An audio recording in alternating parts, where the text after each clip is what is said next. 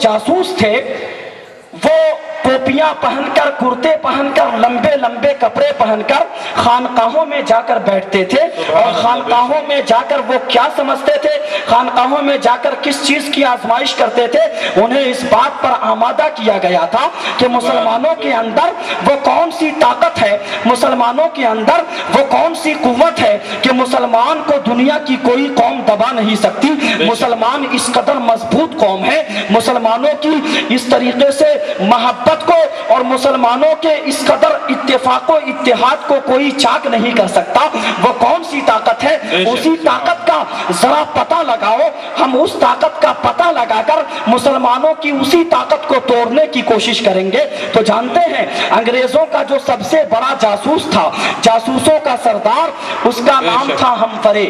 کیا نام تھا؟ ہمفرے یا حرام زادہ، پورے لباس میں ملبوس ہو کر، لمبی داڑھی رکھ کر خانقاہوں میں جا کے بیٹھتا تھا۔ اللہ اکبر، رسالت یا رسول اللہ، خانقاہوں میں جا کے بیٹھتا تھا۔ بڑی قیمتی تاریخ بتا رہا ہوں، اور اس کے بعد وہ واقعہ جو ادھورا چھوڑا ہوں، وقت ملا تو انشاءاللہ اسے بھی پورا کر دوں گا، مگر جو ضروری پوائنٹ ہے بتا رہا ہوں تاکہ ان کی حقیقت آپ کے سامنے آ جائے۔ تو حضرات محترم دیکھیے، اس جاسوس نے آ کے انگریزوں کو یہ خبر دیا تھا، اس کا جو سب سے بڑا سردار تھا انگریزوں کا، اس کو بتایا تھا کہ ہم نے مسلمانوں کی مکمل جانچ کر لی ہے، مسلمانوں کی مکمل پرکھ کر لی ہے، مسلمانوں کے اندر جو سب سے زیادہ مضبوط طاقت ہے وہ عشق رسول کی طاقت ہے، عشق رسول کی طاقت ہے۔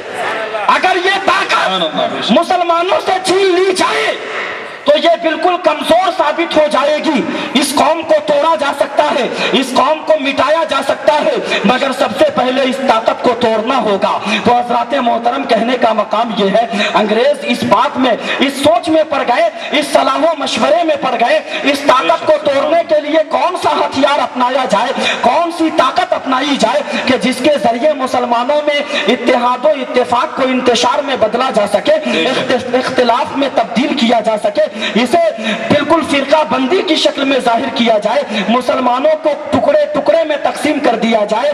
تو اس طریقے سے وہ صلاح و مشورہ کرنے کے بعد اس نتیجے پہ پہنچے کہ اگر چند مولویوں کو خرید لیا جائے، روپیوں کے ڈالر، روپیوں کے بلبوتے پر، ڈالر کے بلبوتے پر اگر مولویوں کا سودا کر لیا جائے تو ضرور ہم اس مہم میں کامیاب ہو سکتے ہیں۔ آپ کو تو معلوم ہے کہ انگریز مسلمانوں کا کتنا بڑا دشمن ہے حضرات محترم۔ تو انگریزوں نے اس کے لیے جس کو سب سے پہلے منتخب کیا وہ کون تھا؟ سید احمد رائے بریلوی تھا۔ یہ سید احمد رائے بریلوی، اس مردود کو انگریزوں نے خریدا اور اس سے کہا کہ ایک اور عالم کو تم خرید لو تاکہ دونوں مل کر مضبوطی کے ساتھ کام کر سکو۔ تو اس نے اسماعیل دہلوی کو خریدا۔ بے شک اسماعیل دہلوی یہ کون تھا؟ اب اس کی بھی مختصر شناخت آپ ملاحظہ فرمائیں۔ شاہ ولی اللہ محدث دہلوی رحمت اللہ علیہ جو بہت بڑے محدث گزرے ہیں، جماعت اہل سنت کے سرخیل سمجھے جاتے ہیں، شاہ ولی اللہ محدث دہلوی کا پوتا شاہ اسماعیل دہلوی تھا۔ حضرات محترم، شاہ اسماعیل دہلوی کو انگریزوں نے جب خریدا، انگریزوں نے اسے کہا کہ تمہیں ڈالروں پہ تول دیا جائے گا، روپیوں اور پیسوں پر تول دیا جائے گا، مگر شرط یہ ہے کہ تم مسلمانوں میں پھوٹ پیدا کر دو، مسلمانوں کو ٹکڑے ٹکڑے کر دو، مسلمانوں میں آپسی اتحاد و اتفاق کو ملیا میٹ کر دو، تم جو مانگو گے وہ دیا جائے گا۔ تو اسماعیل دہلوی اس سوچ میں پڑ گیا کہ کون سا قدم اپنایا جائے۔ اس کے ہاتھ ایک عربی کی کتاب لگ گئی۔ کون سی کتاب؟ اب اس کتاب کی بھی پہچان آپ ملاحظہ فرمائیں، وہی کتاب جسے التوحید کہا جاتا ہے، کتاب التوحید۔ یہ لکھی ہوئی کس مردود دجال کی ہے جس کی پیشن گوئی سرکار صلی اللہ علیہ وسلم نے حدیث پاک میں دی ہے۔ حدیث کی روشنی میں وہ بھی میں آپ کو بتا دوں، سرکار صلی اللہ علیہ وسلم جماعت صحابہ کے ہمراہ تشریف فرما ہے، سرکار صلی اللہ علیہ وسلم بیٹھے ہوئے ہیں، اچانک سرکار دعا کے لیے ہاتھ اٹھاتے ہیں اور فرماتے ہیں اللہم بارک لنا فی شامنا، اللہم بارک لنا فی یمننا، اے اللہ ہمارے شام اور ہمارے یمن میں برکتیں عطا فرما۔ چند صحابہ اس میں نزد کے بھی بیٹھے ہوئے ہوئے تھے ان لوگوں نے کہا یا رسول اللہ وفی نزدنا، یا رسول اللہ ہمارے نزد کے بارے میں بھی دعا فرما دیجئے سرکار نے کوئی توجہ نہیں دی۔ پھر صحابہ کرام کی جماعت میں حضور نے شام اور یمن کے بارے میں برکت کی دعا کی۔ دوسری مرتبہ بھی صحابہ نے کہا یا رسول اللہ وفی نزدنا، ہمارے نزد کے بارے میں بھی دعا کیجئے۔ حضور نے کوئی توجہ نہیں دی۔ سنتے چلو، بڑے پوائنٹ کی بات بتا رہا ہوں مسلمانوں، غور کیجئے، ان کا خد و خال نگاہوں کے سامنے آ جائے گا۔ سرکار دعا فرما رہے ہیں۔ تیسری مرتبہ جب دعا فرماتے ہیں تو ایک شخص کہتا ہے یا رسول اللہ وفی نزدنا، اور بھی بہت سے صحابہ نے کہا جو نزد کے رہنے والے تھے، یا رسول اللہ وفی نزدنا، ہمارے نزد کے بارے میں بھی دعا کیجئے۔ حضور نے دعا نہیں فرمائی، بلکہ حضور کا چہرہ غصے سے لال پیلا ہو گیا اور سرکار نے فرمایا ہناک السلاسل والفتن وبہا یطلع قرن الشیطان۔ اے میرے صحابیوں، میں اس جگہ کے بارے میں کیسے دعا کروں جہاں سے بڑے بڑے زلزلے اور فتنے پیدا ہوں گے، اور وہیں سے شیطان کی سینگ نکلے گی، وہیں سے شیطانی گروہ نکلے گا، وہیں سے شیطان کی اولاد پیدا ہوگی۔ بے شک، سبحان اللہ، سبحان اللہ۔ سرکار نے حدیث پاک میں ہونا کا زلازل والفتن وبہا یطلع قرن الشیطان کہہ کے یہ بتا دیا کہ نبی 1000 سال پہلے جو پیشن گوئی کرتا ہے، جو غیب کی بات بتاتا ہے، وہ 1000 سال کے بعد بھی رونما ہوتا ہے۔ کہہ دو سبحان اللہ۔ محترم، سرکار نے جس کے بارے میں فرمایا تھا وہ کون ہے؟ وہ محمد بن عبد الوہاب نزدی ہے۔ کون ہے؟ محمد بن عبد الوہاب نزدی لعنت اللہ علیہ۔ حضرات محترم، وہی بدبخت ہے جس نے سب سے پہلے حضرت عمر ابن عبدالعزیز رضی اللہ تعالیٰ عنہ کی مزار کو منہدم کر دیا تھا۔ حضرت عمر ابن عبدالعزیز رضی اللہ تعالیٰ عنہ کے مزار مبارک کو توڑ دیا تھا، ڈھا دیا تھا۔ اس بدبخت نے اور ابن سعود کے ساتھ مل کر اس نے جو سیاہ کارنامے انجام دیے، اس کی بلا، اس کی نحوست آج بھی خاک حجاز کو بالکل برباد کر رہی ہے۔ آج بھی نسل نزدی، عبد الوہاب نزدی کی اولاد، محمد بن عبد الوہاب نزدی کے ماننے والے سعودیہ کی سرزمین پر خاک حجاز کا نگہبان بن کر ایمان فروشی کا کام کر رہے ہیں، ایمان بچانے کا کام نہیں کر رہے ہیں۔ اسی لیے تو میں کہتا ہوں، اور میں نے کہا تھا کہ چلن ایمان فروشی کا جہاں میں عام کر دے گا اور عرب کی سرزمین صہیونیت کے نام کر دے گا، حرم کے پاس پاسے چھین لو تخت شہنشاہی، نہیں تو خانہ کعبہ بھی یہ نیلام کر دے گا، نہیں تو خانہ کعبہ بھی یہ نیلام کر دے گا۔ حضرات محترم، کہنے کا مقام یہ ہے، اسی بدبخت کی وہ کتاب اسماعیل دہلوی کے ہاتھ لگی جس کتاب میں اس نے اتنی گندی گندی باتیں لکھی تھی، اس قدر ایمان سوز باتیں، اس قدر ایمان کو ختم کر دینے والی باتیں لکھی تھی اس کتاب کے اندر، جس کو سن کر کے مسلمانوں کا کلیجہ کانپتا ہوا نظر آتا ہے۔ حضرات محترم، اسی کتاب میں اس نے لکھ دیا کہ محمد یا علی جس کا نام ہے وہ کسی چیز کا مالک و مختار نہیں، معاذ اللہ۔ اسی کتاب کے اندر اس مردود نے لکھا کہ رسول اللہ کو علم غیب نہیں، سوائے خدا کے کسی سے نہ مانگو، جو مانگنا ہے اللہ ہی سے مانگو، معاذ اللہ۔ اس کتاب میں یہ لکھا کہ اللہ تبارک و تعالیٰ بھی غیب کی بات کسی سے پوچھ کے دریافت کرتا ہے۔ مفہوم بیان کر رہا ہوں حضرات محترم تاکہ آپ کو سمجھ میں آ جائے۔ اور اسی کتاب میں یہ لکھا کہ حدیث پاک میں ہے کہ قیامت کو یعنی قرب قیامت کا جب وقت ہوگا، جب قیامت کے قریب کا عالم ہوگا، تو ایسے وقت میں ایک ہوا چلے گی، اس ہوا کے چلنے سے جتنے مومن ہوں گے سب کا انتقال ہو جائے گا، سب مر جائیں گے، دنیا میں صرف کافر ہی بچ جائیں گے۔ اور سو وہ ہوا چل چکی، یعنی وہ ہوا چل چکی، اب دنیا میں کوئی مومن ہی نہیں ہے، سب کے سب کافر ہیں۔ مردود لکھتے وقت یہ بھی نہیں دیکھا کہ میں نے جو لکھا ہے تو میں کس حد میں داخل ہوں، میرے لیے کیا حکم ہوگا، میں بھی تو کافر بنا دیا جاؤں گا، میں بھی تو اپنے ہی قلم کی تلوار سے کافر بن جاتا ہوں۔ یہ مردود نے نہیں دیکھا بلکہ ساری دنیا کے لوگوں کو کافر بنا دیا۔ اور اس کتاب کے بارے میں جانتے ہیں عبد الرشید گنگوہی کا کیا فتویٰ ہے؟ اس مردود نے لکھا ہے کہ تقویت الایمان کا رکھنا ہر گھر میں ضروری ہے نہیں بلکہ عین اسلام ہے۔ معاذ اللہ، تقویت الایمان کا رکھنا عین اسلام. اب یہاں پر ایک علمی گفتگو کرنا چاہتا ہوں. عین اسلام کی ضد کیا ہے؟ عین کفر. عین اسلام کی ضد کیا ہے؟ عین کفر. جس گھر میں تقویت الایمان نہ ہو تو وہ گھر کس کی ہے؟ اصلی کافر. اصلی کافر کا وہ گھر ہے. وہ گھر کس کا ہے؟ اصلی کافر کا. فتاوی رشیدیہ کے مطابق، فتاوی رشیدیہ میں جیسا کہ عبد الرشید گنگوہی نے لکھا ہے، اس نے لکھا کہ جس گھر میں تقویت الایمان نہ ہو تو وہ اصلی کافر کا گھر ہے.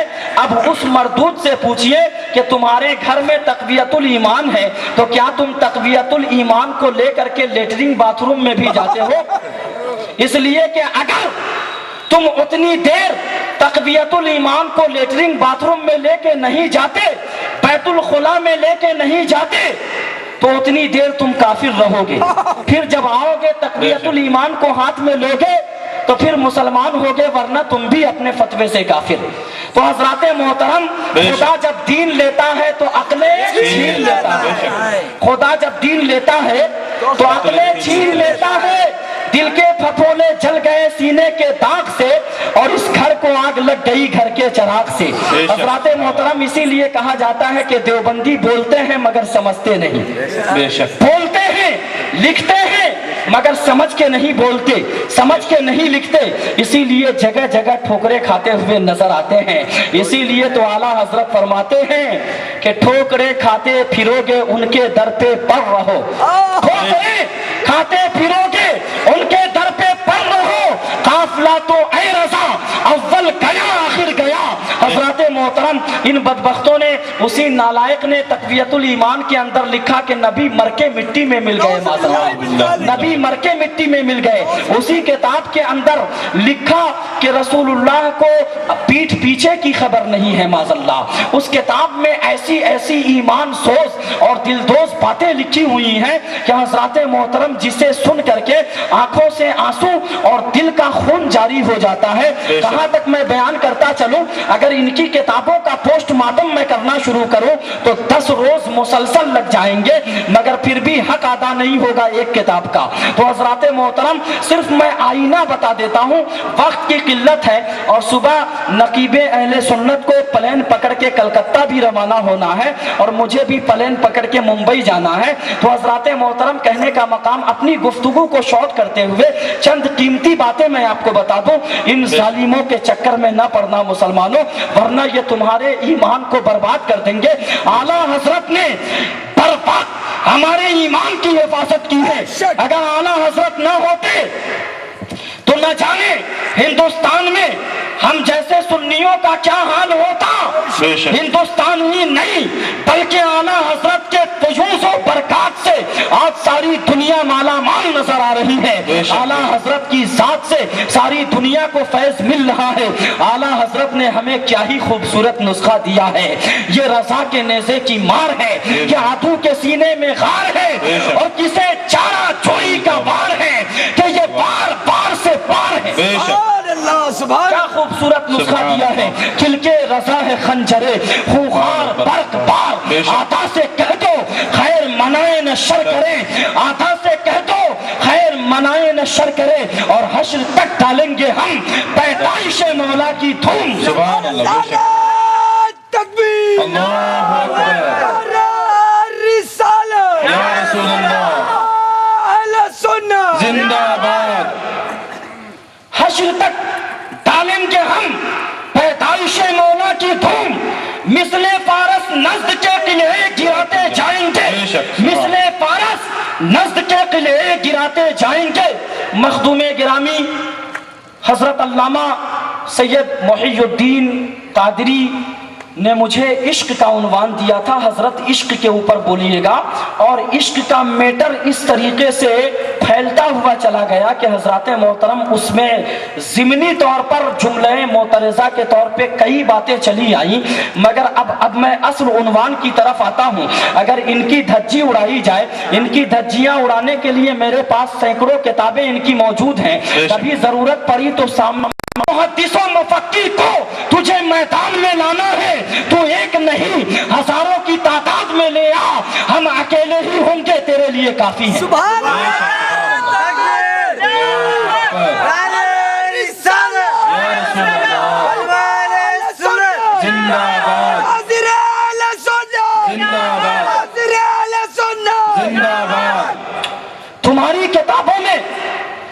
باتیں لکھی ہوئی ہیں ان میں سے ایک بھی حوالہ کو اگر کسی نے غلط ثابت کر دیا تو فی حوالہ اسے 1 لاکھ روپے کا نقد انعام دیا جائے گا، اور اگر میں غلط ثابت ہوا تو مجھے وہ سزا دینا کرنول شریف کی کہ سب سے بڑے چوراہے پہ مجھے کھڑا کر کے گولی مار دینا، میں پورا حق دیتا ہوں۔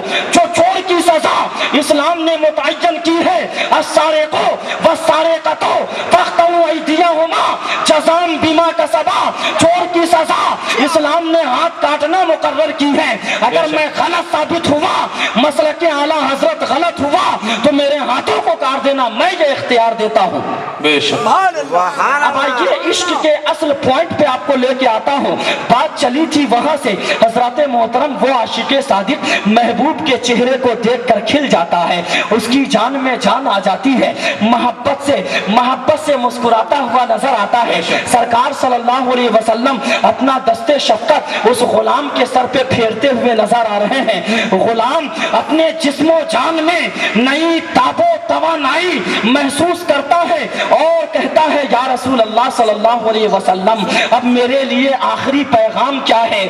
سرکار فرماتے ہیں اے میرے صحابی، تو صحابی بن چکا ہے، تو جنت کا حقدار ہو چکا ہے، پرانے جنت تیرے لیے منتظر ہے، لہذا تو کلمہ پڑھ کے اسلام قبول کر لے۔ سرکار فرماتے ہیں پڑھ اشہد ان لا الہ الا اللہ واشہد ان محمدًا عبدہ ورسولہ، اتنا پڑھ کر کے وہ اسلام قبول کر لیتا ہے، اس کی روح قبض عنصری سے پرواز کر جاتی ہے۔ اب اس کا باپ یہودی کہتا ہے یا رسول اللہ یہ بیٹا اب میرا بیٹا نہیں رہا، یہ آپ کے مذہب کا ہو گیا، لہٰذا اسے لے جائیں، اپنے مذہب کے مطابق اس کا کفن دفن کریں، اس کا کریا کرم کریں، اس کو اس کی تجہیز و تکفین کریں۔ لہٰذا حضرات محترم سرکار فرماتے ہیں اے میرے صحابہ اس جنتی دولہا کی لاش مبارک کو اٹھا لو، لے کر چلو مسجد نبوی کے سامنے رکھ دیا جائے اور اس کے نماز جنازہ ادا کی جائے گی، جنت البقیع میں اسے دفن کیا جائے گا۔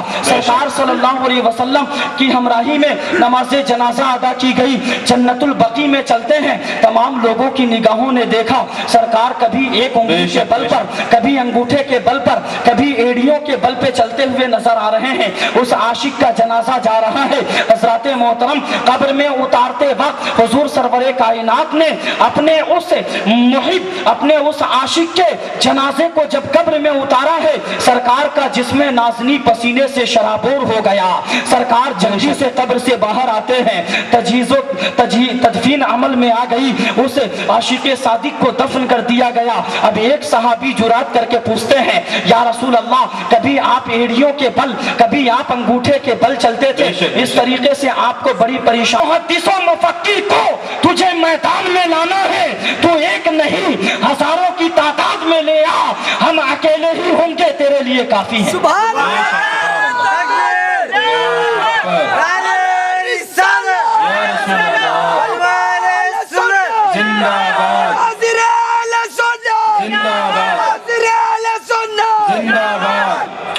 تمہاری کتابوں میں جو باتیں لکھی ہوئی ہیں ان میں سے ایک بھی حوالہ کو اگر کسی نے غلط ثابت کر دیا تو فی حوالہ اسے 1 لاکھ روپے کا نقد انعام دیا جائے گا، اور اگر میں غلط ثابت ہوا تو مجھے وہ سزا دینا کرنول شریف کی کہ سب سے بڑے چوراہے پہ مجھے کھڑا کر کے گولی مار دینا، میں پورا حق دیتا ہوں۔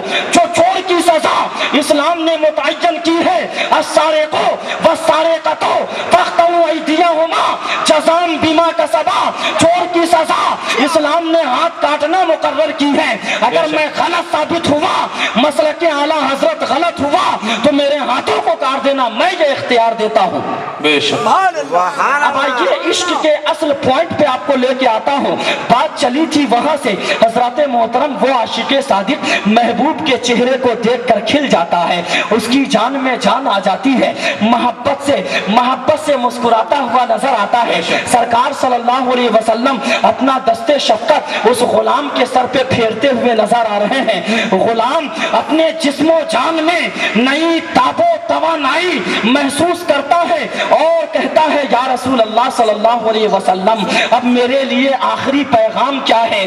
سرکار فرماتے ہیں اے میرے صحابی, تو صحابی بن چکا ہے, تو جنت کا حقدار ہو چکا ہے, پرانے جنت تیرے لیے منتظر ہے, لہذا تو کلمہ پڑھ کے اسلام قبول کر لے. سرکار فرماتے ہیں پڑھ اشہد ان لا الہ الا اللہ واشہد ان محمدًا عبدہ ورسولہ. اتنا پڑھ کر کے وہ اسلام قبول کر لیتا ہے.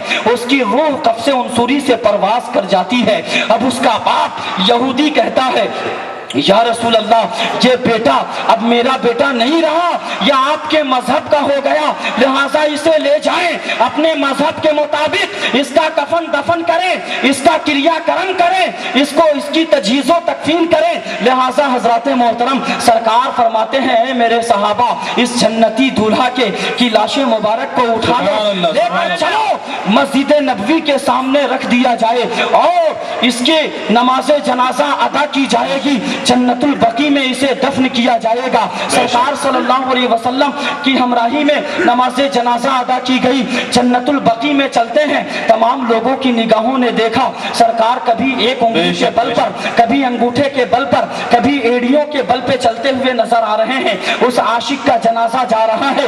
حضرات محترم قبر میں اتارتے وقت حضور سرور کائنات نے اپنے اس محب, اپنے اس عاشق کے جنازے کو جب قبر میں اتارا ہے, سرکار کا جسم نازنی پسینے سے شرابور ہو گیا. سرکار جلدی سے قبر سے باہر آتے ہیں, تدفین عمل میں آ گئی, اس عاشق صادق کو دفن کر دیا گیا. اب ایک صحابی جرات کر کے پوچھتے ہیں یا رسول اللہ کبھی آپ ایڑیوں کے بل, کبھی آپ انگوٹھے کے بل چلتے تھے, اس طریقے سے آپ کو بڑی پریشان سے جنازہ میں اور اس کے جنازہ میں شامل ہونے کے لیے آسمانی فرشتے بھی آ گئے تھے, اس لیے میں کبھی ایڑیوں کے بل کبھی انگوٹھے کے بل چل رہا تھا. اور اے میرے صحابہ قبر میں جو مجھے پسینہ تم نے دیکھا, میرے ماتھے پہ پسینہ, یہ پسینہ کیوں آیا تمہیں معلوم ہے؟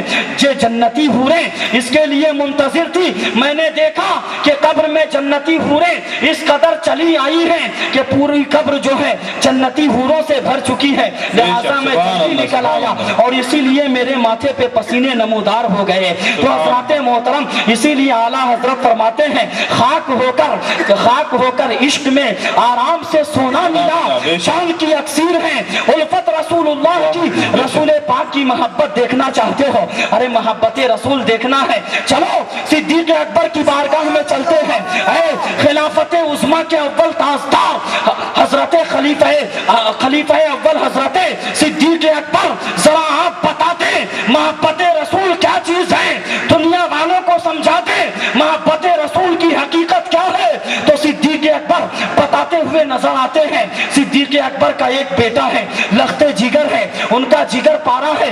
اس نے کہا اے ابا جان جبکہ میں حالت کفر میں تھا, میں ابو جہل کے لشکر میں شامل تھا, ایک مرتبہ ایک جنگ کے موقع پر آپ میری تلوار کی زد میں آ گئے تھے, میری تلوار کے نیچے آ گئے تھے. اگر میں چاہتا تو آپ کی گردن اڑا دیا ہوتا, مگر باپ کی محبت میرے دل میں غالب آ گئی جس کی وجہ سے تلوار نہ چلی اور آپ کا سر میں نے قلم نہیں کیا. صدیق اکبر کا محبت بھرا جواب ملاحظہ فرمائیے. سرکار صدیق اکبر فرماتے ہیں اے میرے بیٹے وہ تیرا کفر تھا جس نے تجھے یہ روک دیا تھا کہ باپ کی محبت تیرے دل میں غالب آ گئی اور تیری تلوار تھم گئی. خدا کی قسم اگر صدیق کی تلوار کی زد میں تو آیا ہوتا تو میں یہ نہ دیکھتا کہ تو میرا بیٹا ہے, بلکہ محبت رسول کو دیکھتا اور تیری گردن اڑا دیا ہوتا. اس لیے کہ رسول پاک کی محبت کے سامنے دنیا کے کسی محبت کی کوئی حقیقت نہیں. بے شک. نعرہ تکبیر, نعرہ رسالت, علماء اہل سنت, جشن میلاد النبی. یہ صدیق اکبر کا ایمانی فیصلہ. اب فاروق اعظم رضی اللہ تعالی عنہ کا بھی ایمانی فیصلہ ملاحظہ فرمائیں. حضرت فاروق اعظم کی بارگاہ میں چند حضرات حاضر ہوئے. اے فاروق اعظم फला मस्जिद का एक इमाम है जो रोजाना जहरी नमाजों में सूरह अबस की तिलावत किया करता है, सूरह अबस ही पढ़ा करता है। फारूक आजम ने तलब किया, पूछा इमाम साहब कुरान में तो बहुत सी सूरतें हैं, आप सूरह अबसी की तिलावत क्यों करते हैं? कहा कि इसलिए कि मुझे कुरान में ये सूरत बहुत ज्यादा पसंद आती है, इसलिए इस सूरत की तिलावत करता हूँ। फारूक आजम ने कहा कि कुरान की तो सारी सूरतें पसंदीदा हैं, यही सूरत क्यों पसंद आती है? उसकी जुबान से ये अल्फाज निकले, इसलिए कि इस सूरत में अल्लाह ने रसूल को डांटा है।